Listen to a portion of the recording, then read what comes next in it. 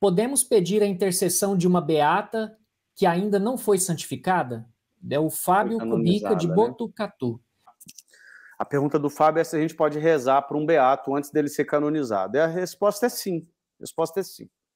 Tá? No processo de canonização existem 4 etapas. A primeira etapa é quando se inicia o processo. Antigamente, só o Papa podia iniciar esse processo. Hoje, qualquer bispo pode iniciar esse processo. Qualquer bispo do mundo inteiro pode iniciar esse processo. E quando o processo é iniciado, ele se torna servo de Deus. Tá?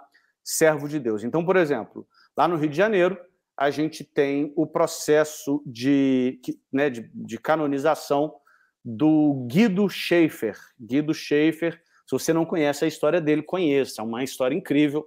Guido Schaeffer era um médico, surfista, seminarista, que morreu surfando, e depois que ele morreu, uma série de milagres pela intercessão dele começaram a acontecer.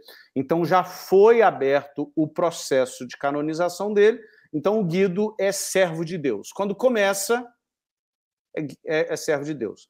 A segunda etapa é quando a comissão da causa, né, quem está postulando a causa, constata virtudes heróicas nesse possível santo. Virtudes heróicas. E essas virtudes heróicas têm que ser constatadas e provadas. Quando as virtudes heróicas são constatadas e provadas, ele passa de servo de Deus para venerável. É a segunda etapa. O Guido ainda não é venerável, ainda não foi constatada as virtudes heróicas, mas ele já é servo de Deus porque já se iniciou o processo. Tá? Venerável, então, é quando se constata as virtudes heróicas. A terceira etapa é quando ele se torna um beato. E quando é que se torna um beato? Quando um milagre é comprovado. Um milagre pela intercessão dessa pessoa, né, desse possível santo, é constatado. Constatou-se um milagre, ele é feito beato.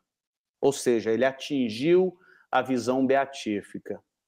E a quarta e última etapa é quando ele é declarado santo, quando ele é canonizado e alcança a honra dos altares, e é quando 2 milagres são constatados. E lembrando, gente, que esses 2 milagres, eles são constatados de maneira altamente científica. A Santa Igreja não tem o menor interesse em ver chuva de milagre, em ver milagreiros, em ver nada disso. Os milagres, eles são investigados por comissões científicas, médicas, e quem compõe essas comissões são inclusive ateus. Tá? A Santa Igreja não tem um problema nenhum com isso. Porque algumas pessoas falam, a igreja inventa santa, é falta de conhecimento, né? É ignorância quem diz isso. É um processo altamente científico. Então são essas 4 etapas. Servo de Deus, venerável, beato e santo. Tá? E é na última etapa, né, quando a pessoa, né, se alcança a honra dos altares. A pergunta é, podemos pedir a intercessão de uma beata que ainda não foi canonizada? Sim, claro que podemos. Por quê?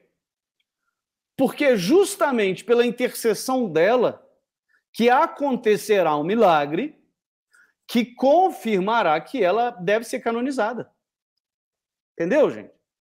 Então, por exemplo... Uma coisa puxa a outra. Exato. O Guido Schaeffer, eu estou falando do Guido, gente, porque eu quero divulgar a devoção ao servo de Deus Guido Schaeffer no Brasil. O Guido Schaeffer, ele é servo de Deus, já foi aberto o processo de canonização. Devemos pedir a intercessão dele. Devemos pedir.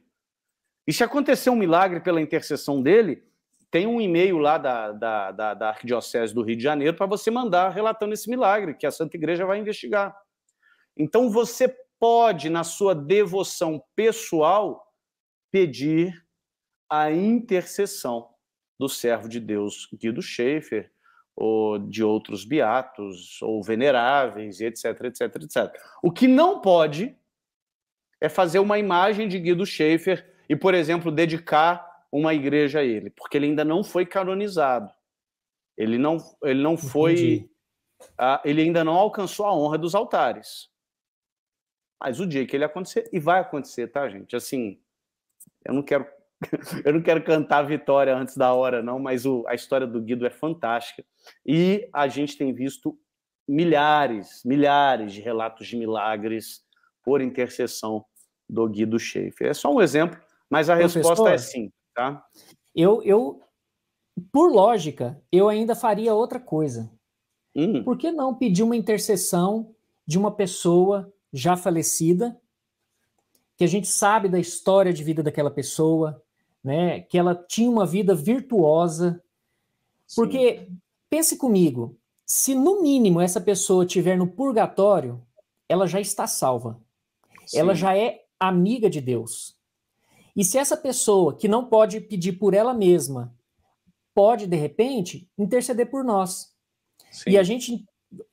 Vamos oferecer a Santa Missa, né, pela alma da pessoa, fazer nas datas propícias a indulgência plenária, oferecendo para a pessoa. E se essa pessoa alcançar a visão beatífica, seria uma intercessão, uma pessoa santa já intercedendo por nós.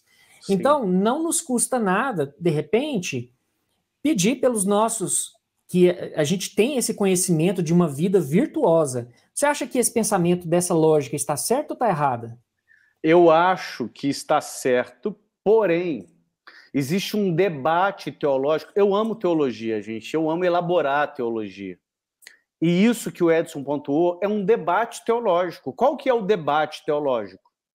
Podemos pedir a intercessão das almas do purgatório?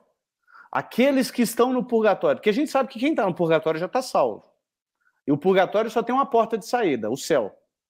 A gente pode pedir intercessão por aqueles que estão no purgatório, quer dizer, daqueles que estão no purgatório? Excelentes teólogos dirão que não. Quem está no purgatório não pode interceder por nós. E excelentes teólogos dirão que sim. Quem está no purgatório pode interceder por nós. E a igreja não fechou questão sobre isso. Então é um tema em aberto e está em debate teológico, e a igreja não bateu o martelo sobre esse assunto. Então, quem quiser pedir intercessão por uma alma que está no purgatório pode pedir, porque você vai ter o suporte. Eu não lembro agora quais são os teólogos que defendem isso, mas excelentes teólogos defendem isso. E outros teólogos defendem que não. Quem está no purgatório só pode receber a nossa oração no sentido de Deus diminuir as penas dele no purgatório. Mas ele interceder por nós, não. Mas é uma questão em aberto.